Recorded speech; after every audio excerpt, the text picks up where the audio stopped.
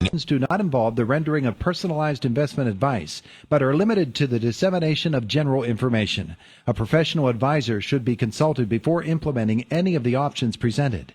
Encompass More Asset Management is registered as an investment advisor with the SEC and only transacts business in states where it is properly registered or is excluded or exempted from registration requirements. Registration with the SEC does not imply a certain level of skill or training. And look, boys and girls, there they are. Clinton Smith, Galen Bargerstock with us this morning. GCES. Guys, good morning. Good morning. It's good to have you both with us here today. A couple of questions that listeners have asked me to ask you. And the first of those this morning is this.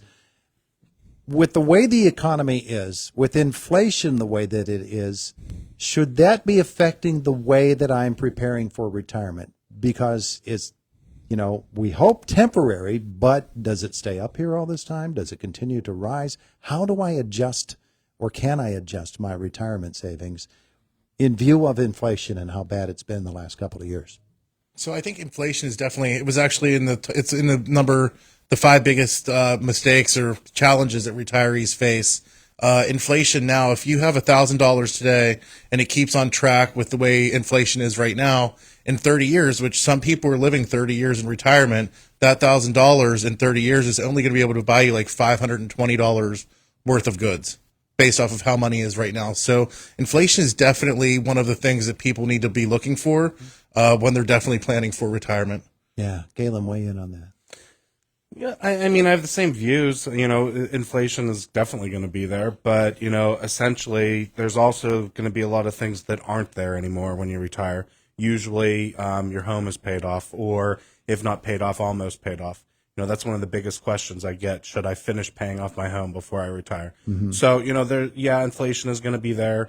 Yes, it will always be there. It's not just a temporary thing right now. 30 years from now, it's going to be an issue. It's always going to be an issue that things are going to cost more and more. So really, I think it's the way that you look at the market, how you're aggressive, how you should be playing the market. Should you be aggressive? Should you be more conservative to try to get you a bigger return? Put it as a concern, but also, it is going to be there. Yeah. And I assume as well that where you are on your retirement ladder is also going to play a role in how you view inflation. If you're somebody in their 30s or 40s, it's going to be different from somebody who's in their 50s and 60s.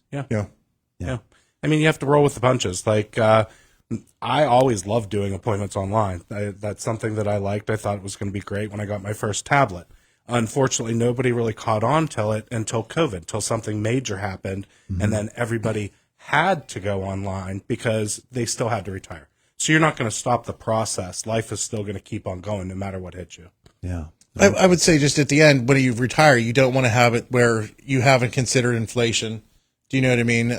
You have to take it into consideration whenever you start planning your retirement. It's going to be there. There are ways to combat it. It's different for every person based off of the things that are available to you and how much money you have. But really, it's all in preparing and actually looking at the money and knowing what you have and being prepared for anything. All right. So that was the first question that I was asked to ask you. The other is this. Somebody who said, my son is going right from high school and into the work field and has a really nice job. And the question was, should now be when somebody who is that young begins thinking about retirement? Absolutely. Really? Yes. Yeah. Really? What should that person be thinking about retirement? Well, they should, I'm assuming if they're getting a really good job, they're probably going to have some sort of investment account, probably not a pension, but they're probably going to have something they can contribute into. So they should find out first, what is the matching? At least do the matching amount that their employer is going to do. And then at that time, kind of, get somebody, a professional's advice on a risk tolerance of where you should be at in the market. Just don't be, target date funds, everybody's in a target date fund, it seems nowadays. So if you're retiring around, 2055, it's as if you should be as an aggression based statistically if you're retiring around 2025. So, you need to establish the plan at the very beginning. The more aggressive you are when you're younger, the more time you have to recoup if the market dips down and comes back up. So I like going all in. The younger you are, that's just my personal style. Because if you have 30 years, 40 years before you retire, you have plenty of time to make that up. There are a lot of people that don't start saving until they hit like 40. Yeah. You know what I mean? Like, Yeah. we're in the business and we didn't start our own 401k until like last year, you know, and I just turned 40.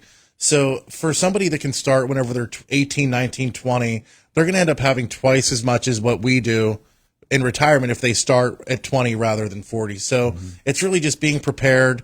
That person, if they start at 20, probably is going to be able to retire earlier, have more money. And in the end, the outcome is there's no reason that outcome, there's nothing going to happen bad. Yeah. Do you know what I mean? Like there's no bad outcome if you start when you're 20. And I know just from talking to family members and stuff, there's a lot of people. There's, linemen. There's tons of coal mines and stuff like that are still, kids can walk right out of high school and make $120,000 a year. And people get out of college and don't even make that and they have tons of student debt. So going into a trade or something like that can be very beneficial. You can still have a good retirement without having a college degree. Yeah, it's interesting you say that because the question that was asked to me was by someone whose son is going to be a lineman. Oh, good. Yeah. So and we hear welding is another great field for that. The kids are just coming out right out of high school and stepping into really, really good jobs. Yeah. Try to find a plumber or an HVAC person to come help you out today. You know, those are definitely good industries to get into. And a lot of people think, oh, well, I need to go to college to have a great retirement. That's not the case. People that end up going straight out of high school and going straight into working end up having more of a net worth typically than people that do get degrees. All right, so play off of that a little bit. A few years ago, there was this artificial effort to drive up the stock prices of some maybe underperforming stocks or under the radar stocks. And a bunch of kids actually bought into those stocks, got in and got back out, took a nice little windfall. When something like that happens and a young person comes into possession of a fairly substantial amount of money, especially for a young person, what should they do with that money? Pay taxes. Buy Xbox. Make sure you pay the taxes first and then buy an Xbox, whatever you want. But, we've had a lot of people that talk about stocks, and yes, you can make money, and yes, you can like get in and out and make money quick, but you can also lose a lot of money very quick too. If we're talking volatility, stocks are like the highest volatility level, wouldn't you say? Yeah. You can lose a ton of money. I remember this was like 10, 15 years ago. Everyone said to buy Corsa coal stocks. Everyone in my family bought it. Everyone around us was buying them. And it went from like 60 cents to $1. That's when we bought it. And then it went down to a penny and it hasn't returned since.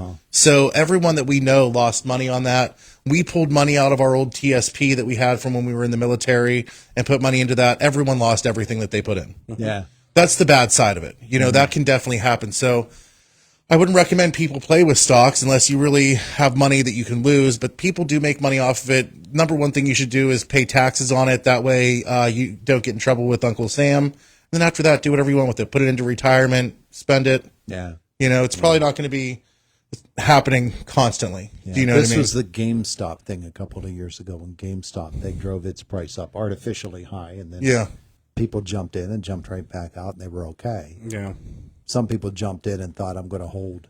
And when they held, all of a sudden, they lost a bunch of money, which is just what you were just saying, Clinton. We did the same thing with Blockbuster stock. By the way, you've got some late fees, I understand, that you need to be paying to our poor friends at Blockbuster. All right, so those are some offbeat type of retirement type of questions that folks might have. But, here are all these young folks that are entering into the job market right now. They're carrying a bunch of student loan debt with them. Yeah. They'd love to get rid of that student loan debt because it obviously impacts their ability to save in the future. But all of this is stuff that you can plan for, isn't it? Yeah, I mean, the student loan debt, honestly, I think that it should be explained a little bit better to a person when they're in high school about what they're actually getting themselves into. Because the debt that is, it consumes your life because you're having these monthly payments going out. It was so bad for me that the student loan companies were calling like 6 months after I graduated, still no job.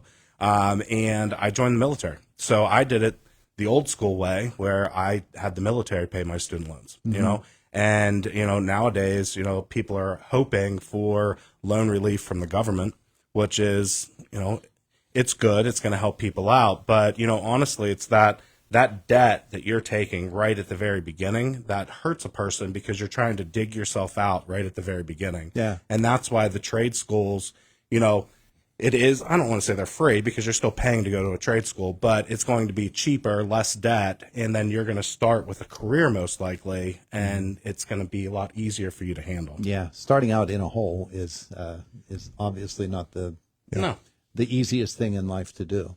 Yeah. That's pretty much what everybody's doing right now. Yeah.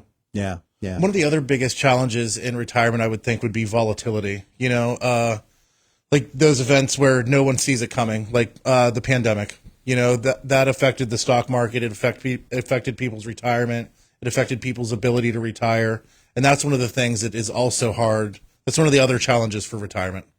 Yeah, obviously. Yeah. That's something that people, you know, you get into these things and, well, here comes something down the road that nobody saw.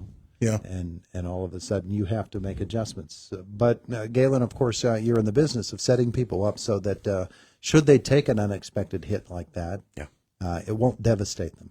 Yeah, and that's why the younger you are when you start that plan, the plan is going to be less affected, you know, 2 years out from retirement and inflation skyrockets because you've been planning for 30 years. Yeah. So I think the best thing to take away from this is if you're 30, if you're 40, don't wait, start now because it's going to be easier to do the obstacles later in life if you're prepared.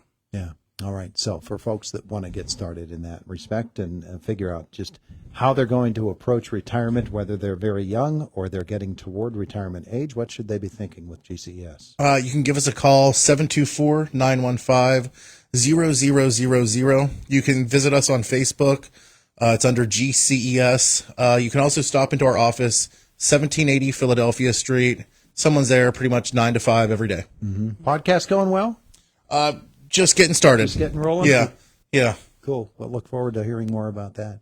Thank you, guys. Thank you so much. Thank you. 24 minutes after 8 o'clock. It is the voice of Indiana County, WCCS, 101.1 FM, AM 1160, WCCSradio.com. Coming up, Boomer Sports in just a second or so, and then it is a visit from the WCCS newsroom with Josh. This is Boomer Esiason with a Sports Minute, sponsored by Napa Silent Guard Brakes. The thoroughbred racing world calls him the coach, and Saturday, 88-year-old Hall of Famer D. Wayne Lucas became the oldest trainer to win a Triple Crown race when Seize the Gray held off Kentucky Derby winner Mystic Dan to capture the 149th Preakness Stakes. I'm Boomer Esiason.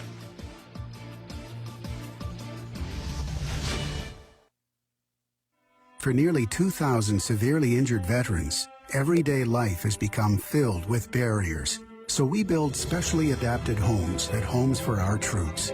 And thanks to our donors and supporters, this life-changing gift of freedom is provided mortgage-free to these veterans. But we need you to join us too in completing this important mission. Please visit hfotusa.org and help build homes and rebuild lives. On the battlefield, there's